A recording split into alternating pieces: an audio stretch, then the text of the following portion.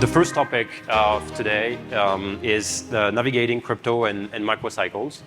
When we synced all together last week, actually the topic was reporting and compliance in 24.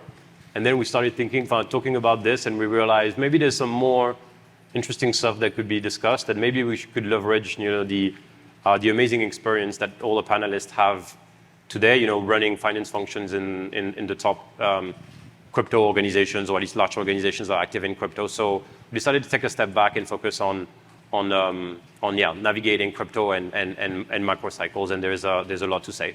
So I think to start with, it would be great if you guys can introduce yourself. Maybe we can start with you, Rob, and we go that way. Sure, great. Happy to be here. I'm Rob Loban, Chief Accounting Officer at Gemini. For those of you that don't know, Gemini is a New York DFS regulated crypto exchange and custodian. We've been in the space probably as long as anybody has been in terms of the custodian business, with one of the first to obtain a charter in New York. Really excited to be here. Morning, everyone. Justin Wong, Head of Finance at Uniswap Labs. We're behind the largest decentralized exchange on the market. I started at the company when we were only 14 people, about 4 years ago, working out of a Brooklyn walk-up, and now we're well over 100 people. And we've since released a number of innovative products in the space, including our mobile wallet and a decentralized auction-based protocol called Uniswap X.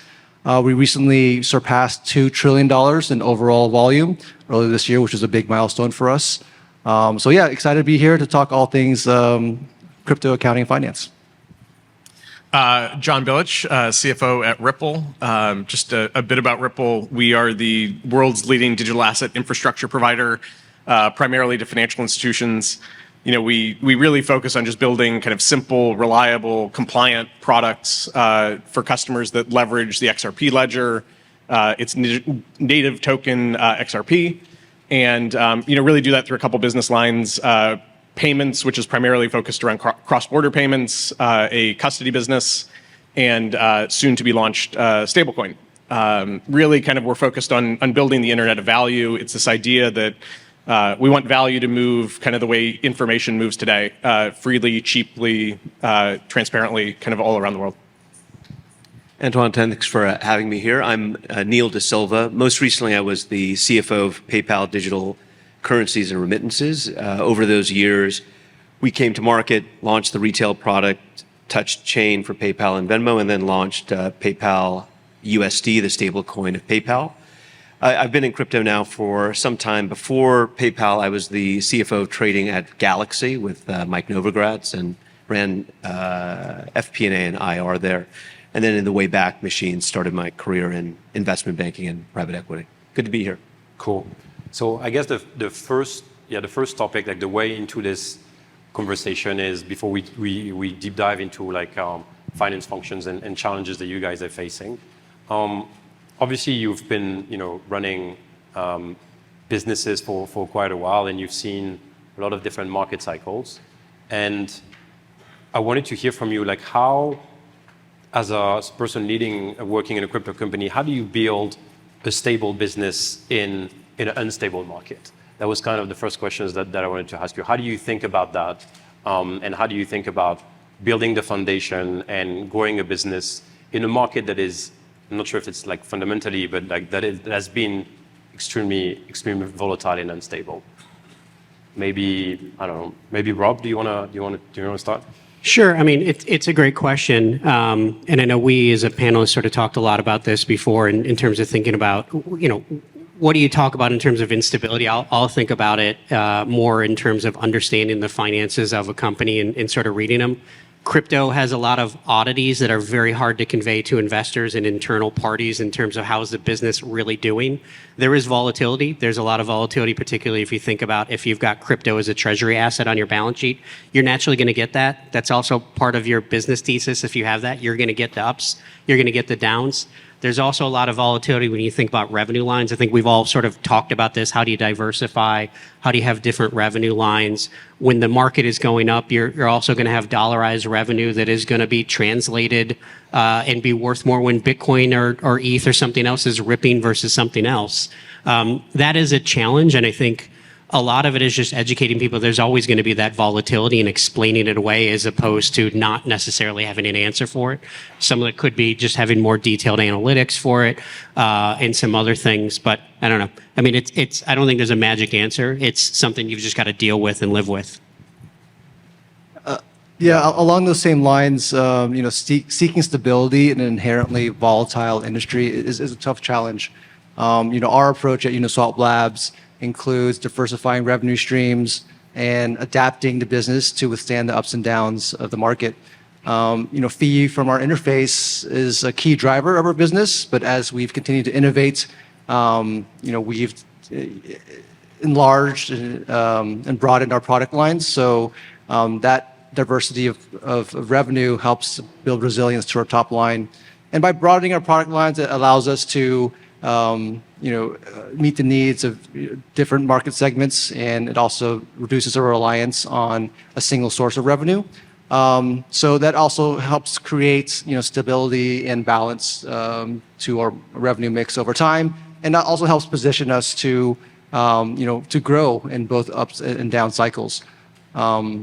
On the expense side, we aim to maintain a pretty consistent approach to maintaining operational efficiency. Our goals remain the same. It's to execute on a roadmap and to ensure long-term growth from the finance side. So, for example, during this last downturn, we didn't make any drastic cuts or large changes to our expense base. Instead, we continued to focus on improving our operational efficiency. We kept our heads down, continued to build, and we actually invested also in areas that were core to Uniswap volume growth. So ultimately, our aim is to build a business that can thrive regardless of what the markets are doing by diversifying revenue, operational discipline, and a focus on long-term innovation are some of the strategies we use to ensure that we can remain agile in a constantly changing environment. I think it's the last point you hit on. I think is super important. The sort of how do you keep building in a downturn, and I think one of the things we've kind of learned through past market cycles is sort of the cash buffer that we keep on our balance sheet is probably very different than what you would in a non-crypto business. It's maintaining sort of that really healthy cushion to weather kind of the ups and the downs, so that you can keep building kind of when the markets are challenging. I think there's also it gives you a little bit of flexibility to play offense when the markets get challenging. I think the other 2 points I think I would hit on, the sort of counterparty risk, I think is something that we've seen through past cycles. It's something we have become increasingly attuned to. Who you're keeping your money with, who you're partnering with. I think anybody who had money at SVB 18 months ago is acutely aware of some of these challenges that a counterparty can present, when they run into trouble. And I think on diversifying revenue streams is something that I think is super critical. At Ripple, we've done that both organically through building a payments business and inorganically. About a year and a half ago, we bought a Swiss company called Medico to really kind of build the base of our custody product. It's a subscription-based business. It's partnering with large financial institutions like HSBC, DBS, BBVA. It's like really kind of relying on those subscription revenue streams. I think is a really kind of critical part of kind of smoothing out the overall story. Maybe the only thing I'd add, I agree with everything here on the panel. I'll just on a slightly different note for crypto. First, let me acknowledge for all of us who are in crypto, it's a very distinct market. I often like to joke, I'm 22, this is what crypto has done to me. But it's not supposed to be that funny, but yeah. But thank you. Having been in the public markets and led these functions for investors, it's not that different, crypto from other businesses. What I mean by that is you earn the right to innovate by delivering on something consistent, right? So every business has surprises, right? Anytime you set guidance as a public company in those large scale enterprises, some things are going to go wrong, some things are going to go right. And so the way you set guidance is you try to establish the businesses, right? So at PayPal, going out with a retail business that had fees, right, that are elevated compared to where stocks are, right? That's just the industry as a whole, lets you generate margin, then lets you go to the board. So when I had to go present to the board, and say, well, now it's time to touch chain and actually put Venmo and PayPal into kind of crypto, you earn the right to do that by delivering in a reasonably consistent way there. And so for all of us as finance professionals, it comes down to what's your underwriting, what's the case that you set into place, and then how do you deliver against that case? And by thinking about that roadmap, that's when you get to start pushing the frontier out in that way. And maybe just a follow-up question, maybe to you, Justin, like for people that are running like VC-backed company, obviously the volatility of the market and the story that you're building to either limit that volatility or at least like build a more stable business is like a narrative that is important, like a story that is important to make right when you're raising money and when you want external VC money. Is that something that you've experienced also, Justin? Meaning like all the VCs that are investing in Uniswap, are they mostly excited about the potential upside, or are they more conscious about like how do you make this business like a stable business that is not like really exposed to market volatility? Yeah, that's a great question. I think most investors are fully aware that it's implied that we're working in a very volatile market. So last time when we raised money, we to your point, we raised on the promise of the future, right? We are the leading DEX out there, and I think that there's a lot of potential for us out there. That being said, generally speaking, valuation multiples tend to be higher for companies with more stable revenue, recurring revenue, versus those reliant on trading revenue alone. So that's in the back of our mind as we kind of look forward.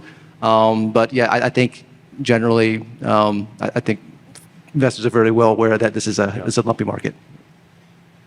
Anything to add, guys, on this, like how investors are, if they're seeking volatility or if they want more like stability, and how do you position on that?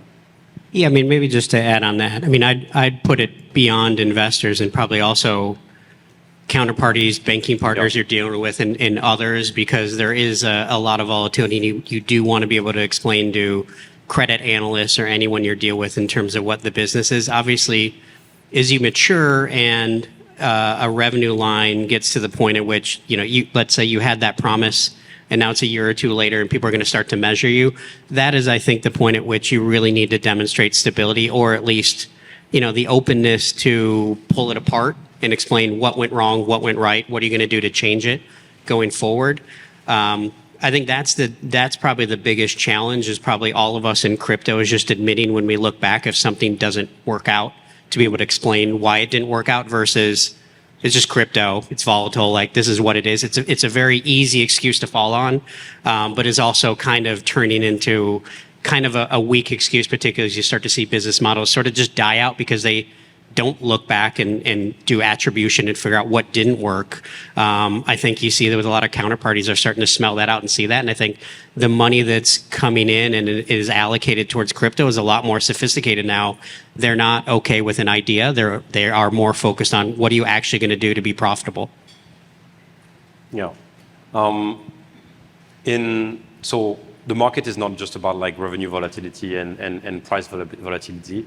Like your job as finance leader is also like build trust on how the business operate, like build trust in reporting, in the transparency that you're bringing and how you leverage blockchain for that. Can you tell us a little bit more from your perspective as finance leader, like what are the main focus and what you care about when you're growing your finance function in this idea of like building trust? I mean, I think Rob hit on it a little bit on sort of kind of pulling the business apart a little bit, talking about it in kind of more bite-sized pieces, kind of more simple to understand. I think this is, one of the things we focus on, even just reporting internally. I think it's even more important as you look to investors or external markets, but even telling the story internally to your own team. How do you communicate not just with the finance folks and people who are super literate on the finance side of things, but the people who aren't. And I think often I think one of the things we have found over the years is often the crypto sort of crypto volatility adds sort of complexity to that story, and the more you're able to sort of pull the pieces apart and say, this is what's due to crypto volatility, this is what's due to success in the payments business. growing volumes, improving margins. Like those are the more you can sort of separate out the pieces, I think the more helpful it is kind of communicating, even if it's an internal audience. Interesting. I think what I found is, and this could be my own kind of stylistic approach, as I did start my career out as a founder, but one thing I find in crypto in particular, and it kind of goes to what Rob's saying about actually trying to get to the attribution and understand it. I think finance can often, in its kind of thinnest form, just be thought of as, your finance partner, right? So then you're just generating endless decks and endless Excel and just outputs for meetings. And that doesn't cut it because crypto is so hard and it's so volatile and it's so hard to understand what's happening month to month, quarter to quarter. So one thing certainly I found both at Galaxy and at PayPal was encouraging the team to be entrepreneurs and encouraging them to fight for the win. And what does that do? That makes them want to understand the documents that they're producing, right? So if you're coming in short in one way or coming in heavy in another, what's going on in the market? Whose product is better than yours? What happened and changed in DeFi, right? And that only comes when you get people that are passionate and ultimately willing to be radicalized by crypto, right? And so that means don't think of yourself as a finance person, think of yourself as an entrepreneur and a business owner. And so I'm very proud of the fact that I think the finance teams that often do best in our industry are ones that are quite like seamless with product and business development, and they're there in the trenches, not just kind of air support from above to actually get to the win. I think that's one of the biggest credibility builders is does this person actually care about the industry and try to figure things out? Justin, but that your business operates a little bit differently because everything is on chain. Like, can you tell us about how you're building trust to internally, but also to external people? Sure. Like broadly speaking, this applies to DeFi, but also just in a broader sense. But building trust for me is about transparency and having a deep understanding of risk. What I mean by this is that for example, there was a key learning from stablecoin lending a few years back was that high returns attracted many investors, us included, to that space, but many underestimated or did not take into account the underlying risk of that product, which in some cases was counterparty risk, or was the risk was on the underlying assets themselves backing that stablecoin. Whenever there are returns that are well in excess of market returns, that often signals that there are additional risks that need to be taken into consideration. And we saw this play out with the collapse of FTX. That collapse brought down other companies, other protocols, and many investors in the stablecoin lending space lost their principal. And some lost more than they anticipated due to the underestimation of that risk. So I think an important learning to highlight is that it's critical to have a fundamental understanding of any new product or market. It's super important, but it's also easier said than done, right? I think it's like everything's so new. How do you understand the risk? So along that same line, I think it's important for companies to be as transparent about those risks to the extent possible, because I believe that will only help build trust both within and outside our industry. And maybe Rob, like you on like related also to FTX, you're running like a centralized exchange. Like how maybe more externally, like what has changed at Gemini on how you report and especially how you report on the liability side? Maybe a view. I think that you guys are doing like sort of proof of reserve. You have like proof of reserve initiatives. Like what have you learned from this? It seems that a lot of people have tried and there's a lot of iterations. We haven't found like really like best practices. Like how do you think about that at Gemini? Yeah, I mean, that's a good question. I think there's a lot of accounting firms in the audience here too, and people from guidance setters. Unfortunately, we don't really have best-in-class guidance, and I think for centralized exchange, it's maybe easier to think about that because it's people can sort of conceptualize that. For other tokens and projects, it's much harder to think about that. And I'll maybe start with like stablecoins. Stablecoins are a little bit easier because you can get proof of reserves and attestations for that stablecoin product. Very easy to do at points in time and look at treasury assets because you're mixing traditional finance with crypto. it gets much harder when you're an exchange in order to doing that and conveying that to customers. One thing we do at Gemini, we have a trust and safety page. People can go on the page. They can see live statistics from what our underlying liability balances are in crypto holdings. That's us reporting it out. We also have some initiatives in the background for regulators and others. We also go through proof of reserves audits. Those proof of reserves audits, to be quite honest, are, all over the place in terms of what certain regulators want or expect. I think until we get to the point where there's clear guidance on what proof of reserves actually means and it's a clear framework and we have, a auditing standard put out by the PCOB or some standard like that, I think we're going to continue to live in this world where, this is not as much of a trust me, I got this. We're a little bit away from that, from where we were in the FTX days, but the reality is we're still kind of there. And the reason why I say that is there's still a lot of crypto exchanges that aren't audited or are audited. You don't see the public transparent information. And the reason why you can't do that is everyone's scared of saying something wrong and being sued for trying to be transparent. I mean, the irony is if I put out a proof of reserves report, I might have a third party do that, but I'm also exposed as well for doing something that I think is the right thing to do.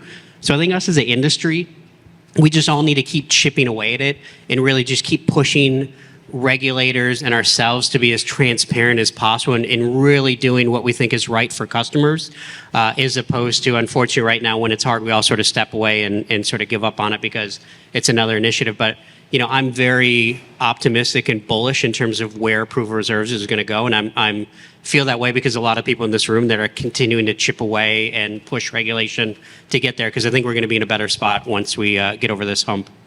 But do you actually see today, accounting, regulatory bodies, being working on trying to set up standards for proof of reserve? Is that something that's happening? I think people are trying it, and I think it's also, let's talk about the business side. We are a custodian business. We have a lot of institutions, and we have ETF funds.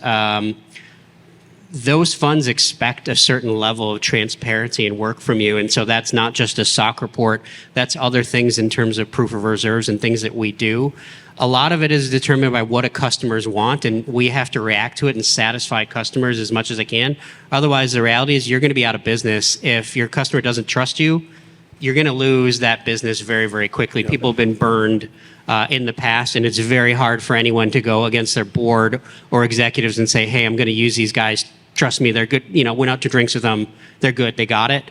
You need to prove it, and you need to prove it in a way that's more, I hate to say it, more like a TradFi in terms of proof and in terms of some of those frameworks.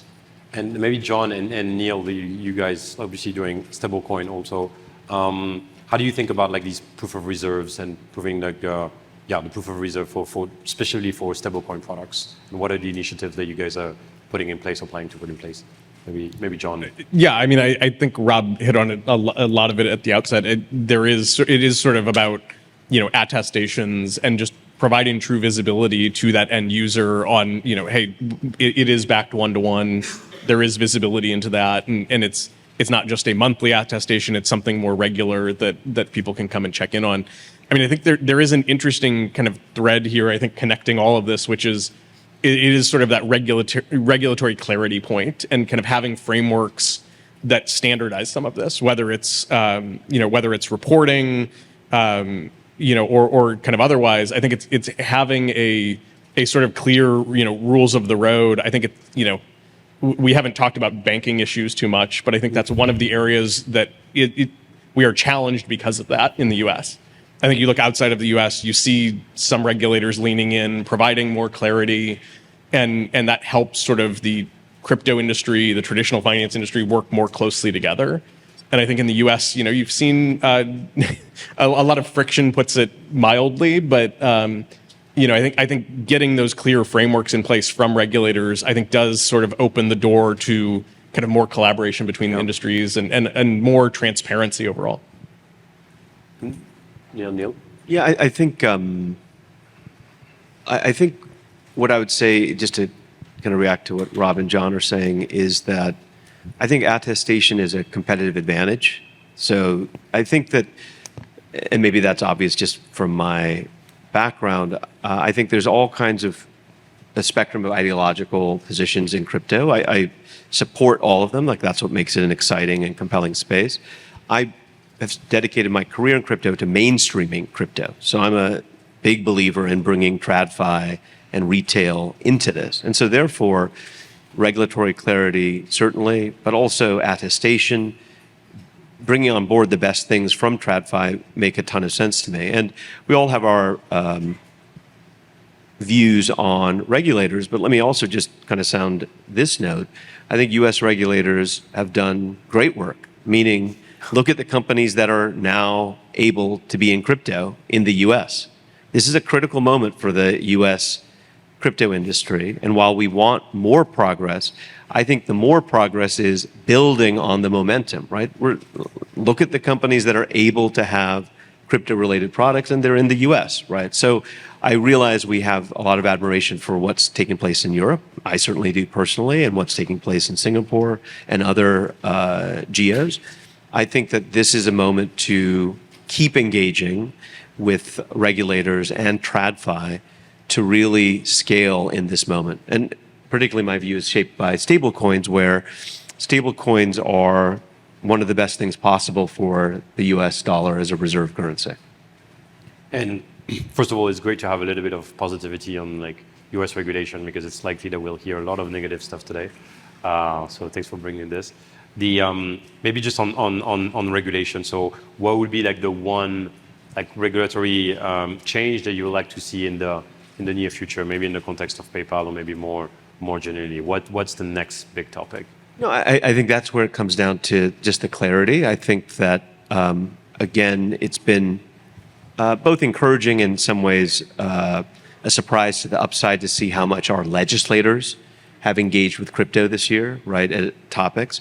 And so that kind of clarity will allow the US to continue its leadership. Again, I think it's not just a big world, and I want lots of localities to win, but this is a moment when the US has still real momentum in the space. And so I don't think I have a particular item. I think there's a good basket that we all are aware of. It's just getting to the clarity. And that I'm hopeful, just based on where this year has gone, that we'll have a version of it in 25. Guys, any counter arguments on how great the US regulators are doing? I mean, I am very optimistic as well, and maybe sort of talking, what is the one thing that I'd like to see change is more of a process. And I'll take, sitting as a CIO spot, kind of the great work that the FASB did in terms of coming up with an accounting standard and how they did that. They did that by asking for feedback. They took the feedback, they analyzed it, they put it together, and they came up with an accounting standard. And I look at a lot of touch points that crypto has to a lot of regulators. And the one thing that I'm probably the most disappointed to up until this point, but also optimistic to change in the future, is if those regulators ask for feedback. There's a lot of really smart people in crypto that also have backgrounds in TradFi. They know how this stuff works. They have legal backgrounds. They can give really good ideas. And I think if there is a more openness to take feedback from others, I think we're going to get really good regulation in the US. But I think that only happens if there's an openness and a process that's followed for feedback, as opposed to we're going to do a standard, we're going to enforce it and react to it afterwards, which we see some other standards with SAB 121 and others. But I'll leave that with I'm optimistic, and I'm optimistic because again, there's a lot of smart people in this room. There's a lot of smart people in crypto. They just need to be asked the question, and I think we can come up with the right answer. Great. Maybe you wanted to add something, Justin? Yeah, I'll keep my answer short for obvious reasons. I shared a similar sentiment with John and Neil in that the regulatory change I'd like to see is more regulatory clarity. Clear guidelines will only benefit everybody. Setting guardrails in which industry players know how to operate, and aligning on U.S. compliance and how to comply in the U.S. Will really help build trust in this industry, and in my opinion, will help catalyze growth into the next stage of crypto. Great.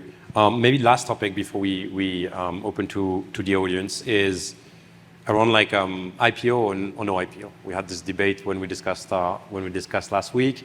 I think that there are different views here. Maybe John, we'll start with you, because recently the CEO Ripple expressed I think after considering potentially going IPO in the US and elsewhere, like a few days ago, we basically stated like, no, we're not interested in going IPO. So can you tell us a little bit more about like why Ripple as a company is not interested to go IPO, and what happened in the last few months and years to basically lead to that statement? Yeah, I mean, I think there's a couple things there. I don't know that it's a never thing. Okay. I think that the sentiment is, probably not something in near term. And I think that it kind of goes without saying. I think that we were probably not high on the SEC's Christmas card list this year. I think that it is difficult to move through a process like that when there is such hostility from a key regulator. And I think that it even goes beyond, I think, our disagreements with the SEC. It also is kind of looking at the broader space, and in an environment where you have a company like Coinbase, filing an S1, getting approval from the SEC, and then turning around and being sued for activities that were described in the S1 that the SEC approved. That's just a tough environment to want to go public in. It's why I say it's not a never thing, but I think that it's difficult to see that right now in the current environment, which actually it means we have focused on other shareholder liquidity opportunities. We've done a number of tender offers over the last couple of years, helping kind of early investors, employees see some value in the equity that they hold. We had an RSU program that we were running that we released the liquidity trigger on, so that employees who had vested their RSUs, received common equity. That created a very large tax bill that the company helped employees cover. So I think there are avenues to sort of providing liquidity outside of a traditional IPO, and I think it's not just in crypto. You see, large private companies doing this all over the place, whether it's Stripe or SpaceX or others. Kind of going that same route and saying like, there may be some value to staying private a little longer than there might have otherwise been. Rob, when you were working at BlockFi, you kind of led also the initiative, like the sort of IPO readiness initiative there. Like, can you tell us a little bit about? Yeah, I mean, it's a great. So it's in the rearview mirror, and luckily I can't talk about anything because BlockFi is no more. But we attempted to go public there, and we attempted to go public for a lot of reasons. We wanted to have transparency. We wanted to have folks understand what the underlying financial statements were. Unfortunately, we did that prior to the FASB guidance that came out. So I think I had to pre-clear 11 different items in over 1 year span with the Office of the Chief Accountant. It was almost like, hey, I've got another one today, let's go through it. And that was a very challenging process. I mean, that was not something I wish on my worst enemies. It just was painful to go through. I don't think we're through that yet.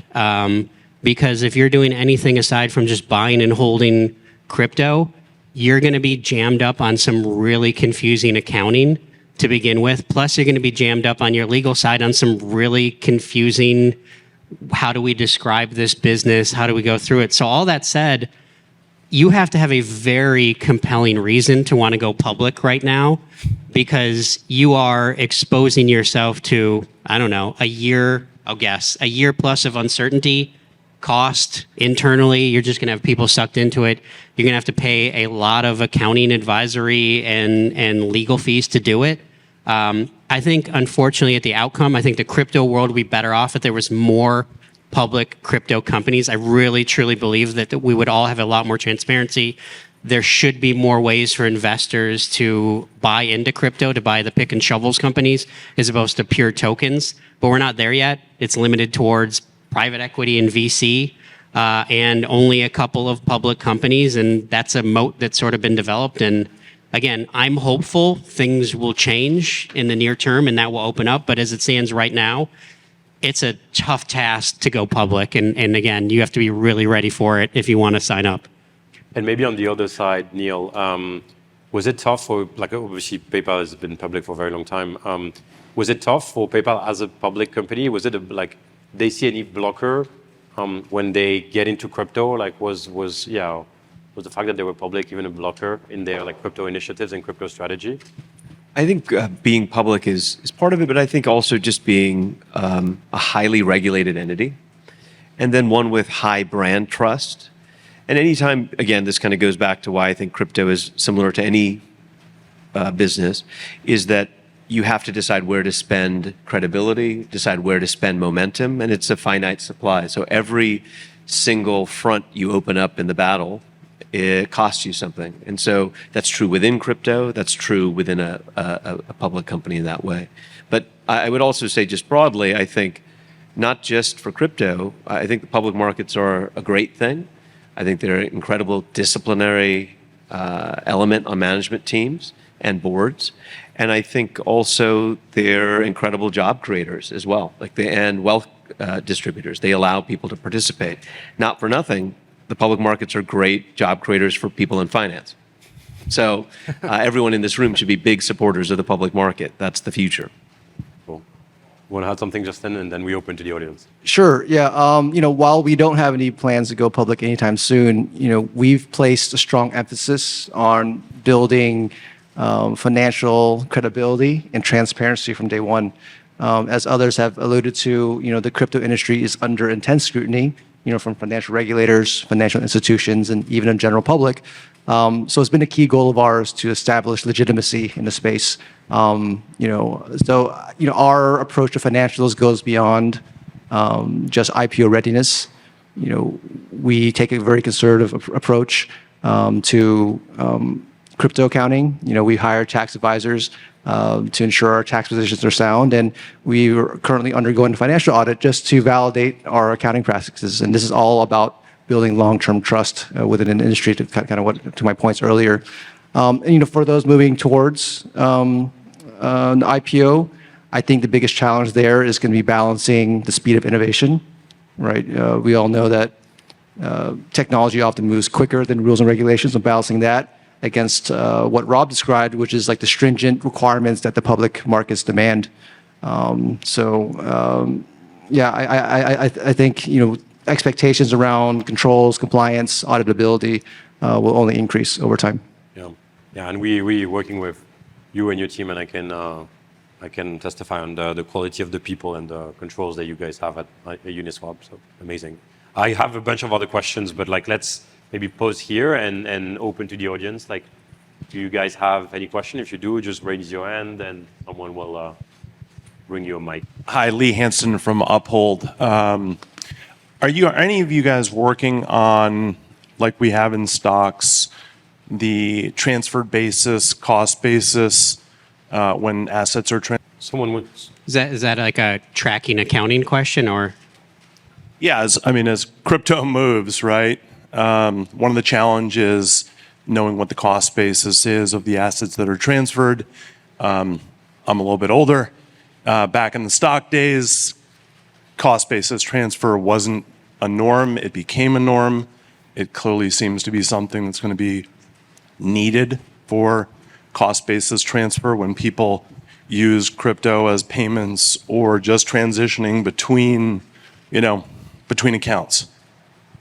Yeah, it's a great question. I think you're in the right place because Cryptio's here and other companies for that. I mean, that is, let's be honest, on a day-to-day basis, if you're in crypto and you're doing volume, that is the bane of your existence is tracking cost basis because things are trading 365, 8 to 16 decimal points. Everything's got a cost basis in the US. It is just a voluminous monster to keep track of. And either you have a brilliant team of engineers, 20 or 30 people sitting on a bench, or else you're going to have to go to an external solution because, pretty quickly it's going to get unruly. Yeah. Hi, Rebecca Lara with Orca. What advice do you wish you had had from a finance perspective in preparing for regulatory issues such as the SEC and Wells notices? Sorry. I mean, I think we can all, I can luckily, because I've got a company in the background that I can talk about that. The one thing I would say that I was the most proud of in any engagement with a regulator was surprising them by how prepared you are. And the reason why I say that is, and I think it's changed a little bit, is there's a predisposition from every regulator to think, crypto, you must be a criminal or not have any idea what you're doing.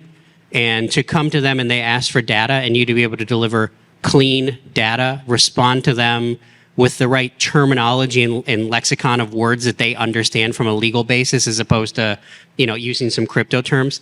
That is what I would prepare for. You still need to understand that they are used to and have an image of what good accounting and finance looks like. And in a lot of ways, you have to play that part. You have to be prepared. You have to be succinct. You have to have a lot of data ready for them or be prepared for the question, because if you cannot respond and the clock starts ticking for days, the natural thought for them is, gotcha. These guys aren't ready. They're bad. They're doing something nefarious because it's taking days to do it. And so unfortunately, what that means is if dealing with a regulator was hard, it's twice as hard for crypto. You just have to be prepared for that. It's a challenge. Get your team ready. Get your data ready. Any regulatory engagement, treat it like it is mission critical, because you do not want to start off on the wrong foot, because it can go sideways quickly. Yeah, and just to add on to Rob said, it's exactly my sentiments as well. Just be able to have that data available, and in order to have that data available, you need to invest in systems early, right? I know a lot of us kind of just rely on QuickBooks, which is fine for what it is, but in order to kind of increase transparency, I'm a big proponent in investing systems like Cryptio, another plug for Cryptio, which kind of helps us clean up our data and be able to produce financials relatively quickly and accurately. It also goes beyond like enforcement. I think it's, we have spent a lot of time over the last couple of years investing in kind of broader, licensing around money transfer licenses and that sort of thing, and having like the value of systems in even that just regular way reporting, I think is super important. There's very little standardization in what those reports need to look like. And so having sort of data at your fingertips, I think is super critical. Nothing to add. I think really well said. Well, guys, thank you very much. It was a pleasure. To the next session.